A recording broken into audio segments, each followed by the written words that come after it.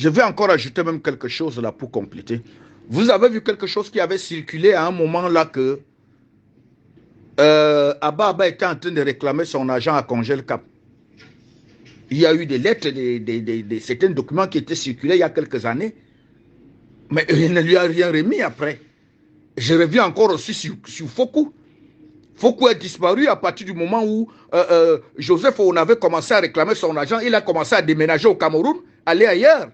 C'était un marché de dupes. Joseph on avait réclamé son argent. Joseph on n'en a plus rien aujourd'hui. Fokou est tout pris. Et il est parti investir au Gabon, au Mali, partout. Joseph on avait allé lui faire quoi là-bas? Parce que Joseph on avait commencé à réclamer son argent. Voilà peut-être les vérités que vous ne connaissez plus. Quand vous voyez son fils bavarder là, il n'y a plus rien à manger. Sans ça, il devait déjà être à terre. Quand il a commencé à réclamer, Fokou a commencé à déménager. Vous voyez encore Fokou où? Allez-y au Gabon, allez-y au Mali. Vous allez trouver Fokou ailleurs. Entre-temps, les Oona sont maintenant à terre. C'est un peu ça. Ça n'a rien profité, c'est des bandits. C'est des bandits, ils prennent l'argent, ils ne remettront plus jamais cet argent. Quand ils voient que tu veux déjà commencer à bavarder, ils allument leurs médias qu'on leur a donné parce que c'est eux qui commandent les médias. On t'arrête, on envoie en prison. Voilà Siaka. Je prends l'exemple de Siaka qu'on disait que la société Sfid, qui est vers Dimakola, Mbongo avait racheté au nom de Siaka. Quand Mbongo allait en prison, la société a chuté. Siaka a pris l'argent, allait ouvrir une autre société dont Mbongo n'est plus au courant de l'histoire. J'étais moi-même en banque où j'ai pris les témoignages en banque. Si vous voyez la zone là, à Sfid, où les gens ont voulu brûler la ville de Mbang, parce qu'ils sont sans salaire depuis que Mbongo a été arrêté, il allait en prison. Il y a beaucoup de vérités dans ce pays-là que nous ne voulons pas parler. Nous parlons aussi parce que nous sommes en famille, que beaucoup ne savent pas. Siaka a pris tout l'argent. Les pauvres gens étaient en chômage après l'arrestation de Mbongo. Il est parti ouvrir une autre société. Ils vont récupérer cet argent-là comment? Ils vont récupérer ça comment? Dites-nous, quand ils n'auront plus le pouvoir. Ils vont récupérer ça comment quand ils n'auront plus le pouvoir? Dites-nous. Nous sommes quand même dans un état de droit. Même quand on réclame le fédéralisme aussi aura ses droits. Ça ne veut pas dire qu'on va arracher les biens ou bien les sociétés de tel ou de tel. Ça, c'est les conséquences des prêtres non. Voilà. Bonjour la famille et bonne fête pour la journée de demain. J'ai discuté avec Dr Njokam hier et j'ai été très sidéré. Bekoko, après les rails de Douala là, sur la route de Boya, était un bassin de production d'élevage. Tous les œufs qu'on mangeait à Douala venaient de là. Ce n'est pas l'Ouest qui a envoyé les œufs à Douala, rarement. On avait des amis là, Jules et moi, qui avons 1000 pondeuses, 500 pondeuses, 500 000 pondeuses, 100 000 pondeuses. 100 000 pondeuses, 500 000 pondeuses. C'était un bassin de production d'élevage, des poulets de chair et puis des pondeuses. Alors hier, je m'amuse à demander à Jules de me trouver les fientes de poules parce que je dois aller à Yabassi pour réaliser un verger pour un client là-bas. Il me dit, Manga, je ne sais pas là où je vais te trouver les fientes de poules à Douala. Je dis, comment ça? Bekoko est fermé. Il me dit que tous les éleveurs de Bokoko sont partis à l'ouest.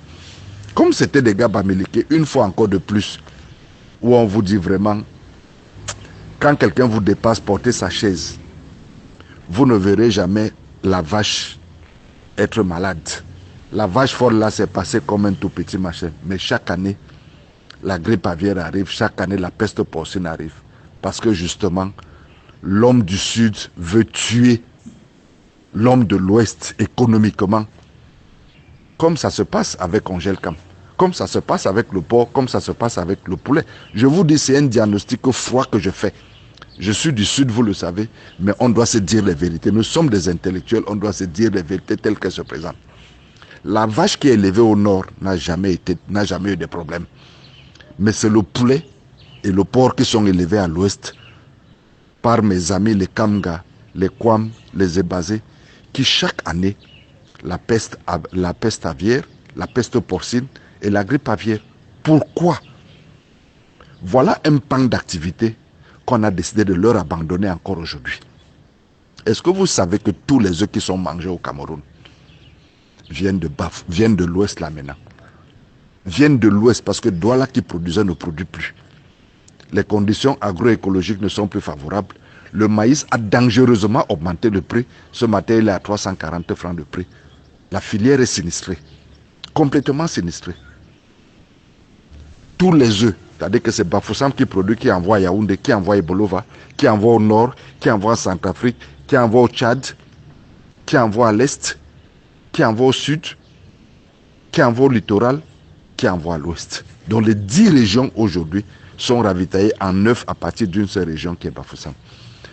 Vous avez abandonné un pan d'activité aux gens de l'ouest. Qu'est-ce que vous voulez? Vous avez abandonné le poisson à Congel-Cam. Qu'est-ce que vous voulez? Qu'est-ce que ça vous coûte, nous les gens du sud là, de dire, bon, nos œufs ne viendront plus de l'ouest, nos œufs seront produits à Bafou, nos œufs seront produits à Bolova, à Saint-Mélima ou bien à Yaoundé? Non. Après, on va se mettre à raconter n'importe quoi. Oui, le Camto, oui, l'autre, oui, l'autre. Non, non, non. Nous-mêmes, économiquement, nous sommes ouf. Et je vous dis, cela a commencé depuis l'école. Moi, les gens me demandent, toi, tu fais quoi dans l'élevage de porc, tu fais quoi dans l'élevage de poulet? Parce qu'on se disait que c'était les métiers sales. C'était les métiers sales.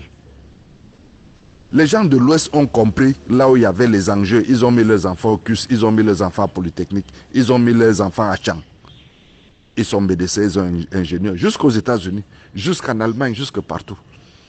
Nous, l'homme du Sud, on s'intéressait à l'ENAM, on s'intéressait à l'école normale.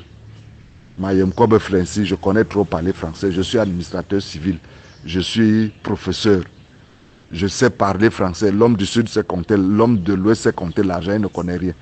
L'homme du Nord allait à l'EMIA, parce qu'ils aimaient bien les armes, ou bien le sport. Nous, les hommes du Sud, là, on partait où? L'école normale. Mon fils est sous-préfet. Mon fils est professeur. On sait parler français. Les autres, là, ils ne savent pas parler français. Mais ils connaissent compter l'argent. Le pouvoir économique, même, c'est qui? Tu peux faire la politique si tu n'as pas d'économie. La Chine parle fort aujourd'hui devant les États-Unis. La Russie parle aujourd'hui fort devant les États-Unis. Parce qu'économiquement, ils sont puissants. Nous, on a quoi? On veut le pouvoir. 40 ans, c'est passé, hein? C'est demain, là, c'est demain, ça va basculer. On ne sait pas quelle direction on fait. Mais celui qui a son argent peut aller n'importe où. Il peut aller n'importe où. Moi, je peux déplacer ma ferme aujourd'hui, je dis que m'en vais au nord avec. Tu vas me faire quoi? Tu me demandes quoi? C'est pas toi l'homme politique qui va décider là où je vais partir. Non, tu n'as rien à voir avec moi. Tu n'as rien à voir. Voilà des pans d'activité qu'on leur a laissés. Pareil pour le pétrole. Il y a un seul gars bêtis qui fait dans le carburant. Les autres, c'est qui? Les autres, c'est qui? Les quincailleries, même à Ibolova, les quincailleries appartiennent à qui? Les boulangeries appartiennent à qui? À qui? Dites-moi un peu. Les hôtels même appartiennent à qui? Mais vous voulez parler fort aux gens, les gens qui vous possèdent en main. Vous, nous là, les gens du Sud, on dort là, dans les hôtels de qui? On achète le ciment dans la quincaillerie de qui? On achète le fer quand on construit dans la quincaillerie de qui? Donc, voilà les conséquences. Voilà les conséquences, comment nous-mêmes on a fabriqué notre lit en allant à l'école normale, en allant à l'ENAM. Et aujourd'hui, ça nous rattrape. Aujourd'hui, ça nous rattrape. Et même le haut sommet là fonctionne pareil. Vous avez déjà vu le président aller à la sortie des gars du CUS, aller à la sortie des gars de Chang, aller à la sortie des gars de Polytech. Vous ne le verrez jamais là-bas, ça n'intéresse pas. Mais il va à l'EMIA tous les jours. Il y a les recrutements des hommes en tenue tous les jours. Mais les ingénieurs sont au chômage. Les ingénieurs sont au chômage, les médecins sont au chômage. Quel est ce pays où la matière grise est en chômage et en quête d'emploi? Mais c'est les hommes en tenue qu'on privilégie. Parce qu'on a passé le temps à privilégier le pouvoir, à préserver le pouvoir et à privilégier ses acquis. Mais c'est fini, la nuit est déjà tombée. La nuit est tombée. Bonne journée. Alors, mais je viendrai répondre à ce voice, monsieur. Alors, économiquement parlant, oui, l'homme de l'Ouest est très fort. Même intellectuellement parlant, maintenant, l'homme du centre ne peut pas se rivaliser avec l'homme de l'Ouest. Aujourd'hui, si vous voulez, allez-y dans le recensement, vous allez voir que les intellectuels aujourd'hui sortent de l'Ouest. Ça, c'est l'époque qu'on parlait des intellectuels, on visait le centre. Aujourd'hui, c'est-à-dire les enfants de l'Ouest montent en fusée. Intellectuellement parlant, le centre ne peut même plus challenger l'Ouest dans le plan intellectuel. que ce soit dans le plan aussi financier, comme vous le dites bien. L'Ouest à tout prix. Je dis qu'intellectuellement, moi je vis en Belgique, j'ai vécu au Luxembourg, je voyage, je suis connecté dans le monde. Les meilleurs médecins, s'il y a 600 médecins, en Belgique nous avons 600 médecins camerounais, je dis docteurs camerounais, dans les 600 docteurs camerounais, il y a 495 bamileke, gars de l'Ouest, je dis docteurs, médecins, professeurs, agrégés, des PhD, des gars bamileke. Vous êtes très loin maintenant, c'est parce que ça dit vous avez le pouvoir et vous ne voulez pas faire des choses comme il le doit. Vous ne voulez plus recenser. Ça dit vous vivez encore dans l'ancienne époque. Vous êtes dans l'ancienne époque. Sérieux. C'est quand c'est des... Moi, j'aime pas trop parler, mais quand c'est des trucs vraiment qui ne sont pas trop... Moi, j'essaie de dire quelque chose. Ça, c'est l'époque. Vous parlez d'une époque il y a au moins 40 ans, 30 ans. Vous étiez des... Ça, on ne peut pas vous les arracher. Vous étiez les plus intellos du Cameroun. Vous avez fait des trucs. Vous avez fait pas mal de choses que nous, les gens de l'Ouest sont très reconnaissants. Mais il y a 40 ans que l'Ouest s'est préparé à envoyer les enfants dans les plus beaux écoles en Europe, dans des grosses universités. Vous connaissez ce que ces enfants-là sont? Les enfants du centre ne peuvent plus parler intellectuellement avec les gars bamileke. Ça, oubliez. Ça, c'est l'ancien temps, il y a 40 ans. Je dis bien 40 ans. Ça, c'est l'ancien temps. Je dis que maintenant, les enfants, c'est la fusée. Je dis en Belgique, c'est moi le petit pays que vous voyez, la Belgique, là. C'est comme tout doigt, là. On a 600 docteurs camerounais qui ont été recensés. Vous avez déjà recensé vos gars de l'Ouest au Cameroun pour dire qu'aujourd'hui, vous avez encore 600, vous êtes encore les plus intellectuels que les autres. Le recensement est passé où et quand? Vous avez compté comment? C'est sur quels critères que vous basez aujourd'hui au XXIe siècle pour dire que intellectuellement, vous n'êtes pas des intellos? Vous n'êtes pas des intellos. Vos diplômes, c'est les diplômes de Yaoundé. Là, quand vous arrivez ça ici, là, le blanc annule ça et vous demande d'aller recomposer. Quand on parle des gars bamileke qui ont... C'est-à-dire que les parents se sont sacrifiés dans le commerce et ont envoyé ici, là. Mais c'est des diplômes européens qu'ils ont, américains, canadiens, anglais, c'est si européens. Les gars sont calés quand tu veux voir les ingénieurs, tu veux voir les PhD. Les gars, en France seulement, on a plus de 2000 docteurs camerounais. Dans les 2000, il y a combien de gars français? Il y a combien de gars de l'Ouest? C'est comme ça qu'on fait. La France a recensé ses docteurs camerounais. On a presque 2000. L'Amérique, alors c'est grave. Les ingénieurs, les ceci, c'est-à-dire les professeurs, c'est grave en Amérique. Vous voulez dire quoi? C'est l'épaule est passée, cher frère Alain, c'est passé. C'est passé. J'ai dit qu'intellectuellement parlant, j'ai dit que les bamileke sont... J'ai dit que s'il y a un recensement propre comme les Européens nous ont déjà recensé là. Tu vas voir que vous parlez de 40 ans en arrière. Mais nous, aujourd'hui, là, la jeunesse d'aujourd'hui, nous on parle de maintenant, du 21e siècle. Ah. J'ai dit que économiquement parlant, l'homme bamileke a les germes de ça dans son sang. Un bamileke veut toujours faire un commerce, veut toujours faire quelque chose. Je t'ai dit. J'ai dit que les gars, j'ai dit que la tribu là, non, c'est des juifs. J'ai dit que le blanc même nous connaît déjà ici. Le blanc te demande dans le bureau que vous êtes d'où, madame, vous venez, oui, vous êtes belge, oui, on voit. Vous venez de quel pays? Vous êtes de quelle origine? Ah, je suis camerounaise. Ah, vous êtes camerounaise d'où? Bamileke. Ah oui, bamileke. Le blanc dit bamileke parce qu'il connaît que c'est les gens qui ont la tête. Oh mon père. Ah, alors tout aussi, ce n'est plus comme avant là, je te dis. Quand vous parlez d'intellectuels là, nous-mêmes, on a déjà compris que c'est intellectuel de 40 ans en arrière. J'ai dit que l'heure, j'ai dit que le 21e siècle, c'est... Non, laisse tomber mon père, laisse tomber. Les gars bamileke, c'est la fusée.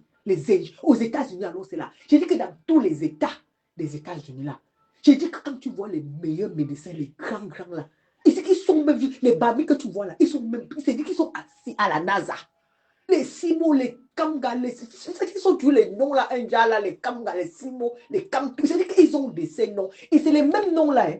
Les Simo, les Kamga, les Ngonga. Quand tu t'as ici, chaque personne a... Le commerce, je ne ferai pas le commerce. Je serai très loin. Mais... Alors, je serai un très bon commerçant, mais qu'est-ce qu'on m'a appris? Il faut que tu ailles à l'école. Ah oui, il faut que tu ailles à l'école. Il faut que tu fasses ceci. Mais ce n'est que ça qu'on nous a appris. Est-ce qu'on nous a appris à nous bâtir nous-mêmes? Non. Est-ce qu'on nous a appris à savoir qu'un homme qui doit être prospère et riche ne peut que travailler pour lui-même? Est-ce qu'on a dit ça aux gens que la culture de l'auto-emploi, la culture des businessmen, c'est parce qu'on travaille pour soi-même. C'est le petit business que tu fais pour toi-même. C'est à partir de là, c'est pour cela que dans l'entrepreneuriat, on parle des créateurs de richesse. C'est quand vous travaillez pour vous-même que vous êtes capable. Mais est-ce que dans notre landerneau sociopolitique, notamment l'Ouest, notamment le centre, le Sud, nous sommes... Quand c'est l'agriculture de débouillardise. L'agriculture de débouillardise. Quand tu vois un gros champ, c'est pour le ministre. C'est pour le ministre. Qu'est-ce que ça fait? Il marginalise ses frères. C'est lui seul qui est riche. Les seuls enfants qui vont à l'ENAM, ce sont les siens. Dans tout le village, il est le président du comité de développement. Il est le chef du village. Oui, quand il a donné un petit 500 000 pour qu'on fasse un puits, il fait la publicité dans tous les journaux. C'est lui qui demande. Donald Zamanga, c'est... Le peuple bêtis, le peuple... nous sommes foncièrement méchants. Nous n'avons pas la culture de la solidarité. Donald Zamanga. Et ça, on doit le dire. Donald Zamanga, est-ce que vous savez que dans certains quartiers de Yaoundé, il y a des associations Bamileke qui font la tontine pour acheter des espaces de terre. Allez-y, Venkomotu. Vous allez trouver que ici, c'est la communauté Banganté. Les gars achètent 5, 10, 15, 20 hectares. Eh oui. On se découpe 300, 500 mètres. 500 mètres. Tout un village s'installe là. Quelle est la communauté bêtise qui peut faire ça? Quelle est la communauté? Vous voulez que les gens ne vous dépassent pas comment? Tu veux venir habiter en face de chez lui. Comment? Pourquoi le jour que tu as un problème, tu traverses lui demander la nourriture? Nous sommes foncièrement méchants. Les peuples du Sud ne sont que là pour manger. Oui. Donald Zamanga, vous avez vu un peuple, les gens de l'Ouest se filment au Lemba en train de boire l'orina? Pas du tout. Est-ce qu'il y a des gens qui font entrer les ruinards au Cameroun plus que les Bamileke? Est-ce que quelqu'un peut voir les ruinards comme les gars de l'Ouest? Est-ce que les gars ont l'espace? Est-ce que les gars ont... Ils ont l'argent. Alors, pourquoi ils ne boivent pas et sont filmés? Pourquoi ils ne boivent pas comme ça? Parce que l'argent n'aime pas le bruit. Merci beaucoup. Il faut donc qu'on apprenne à nous taire. Les gens de l'Ouest ne nous ont rien fait. Nous sommes des incapables. Nous sommes méchants envers nous-mêmes. Parce que ça, il faut le dire, nous sommes méchants. On ne doit rien. Je dis qu'on doit plutôt aller à l'école du Bamileke Donald Zamanga. On doit apprendre que quand on a l'argent, on ne manque pas de respect. Le Bamileke, c'est l'humilité légendaire. Eh oui. C'est l'humilité. Mais quand nos gens ont l'argent, qu'est-ce qu'ils font? Qu'est-ce qu'ils font, Donald Zamanga? Et c'est même l'humilité. Nous maltraiter. Nous démontrer que nous ne sommes pas des hommes. C'est même l'humilité de l'homme de l'Ouest qui a fait perdurer sa tradition. Parce qu'il faut que Victor a beau être milliardaire, mais quand il arrive à la chefferie, si on doit se déchausser, il se déchausse. Très bien. Parce que c'est de ça qu'il est question. Il y a des choses qu'on n'achète pas. Très bien. Il y a des valeurs qu'on n'achète pas. Donc arrêtons. J'ai voulu mettre sur la table ce sujet-là. Parce que parfois on fait des faux débats. Est-ce que tel peut être chef là-bas? Disons aussi quelque chose. L'homme de l'Ouest a pu conquérir presque partout au Cameroun parce que lui c'est un aventurier. Très bien. L'homme de l'Ouest n'a pas peur de venir s'installer au milieu des autres peuples. Mais le petit, vous connaissez la principale insulte chez l'homme petit, c'est un tobo. Quelqu'un qui n'est pas chez lui. C'est pour ça que quand un petit commence à t'engueuler, la première question qu'il te pose, il te dit que tu m'as rien vu chez toi. oui, c'est comme ça. C'est comme ça que l'homme petit engueule. Il te dit que tu m'as rien vu chez toi. Très bien. Chez les Bassas même encore, c'est très grave. Quand il veut te parler, il te dit où est la tombe de ton père. Voilà. Tu me parles, montre-moi la tombe de ton père. C'est une façon de vous dire qu'ils ne sont pas des aventuriers dans l'âme. Aujourd'hui, on a appris, on s'est frotté, on a grandi avec eux. Ils nous ont aussi montré le secret du feu. Parce que, disons-le, c'est malhonnête parfois de dire qu'ils cachent.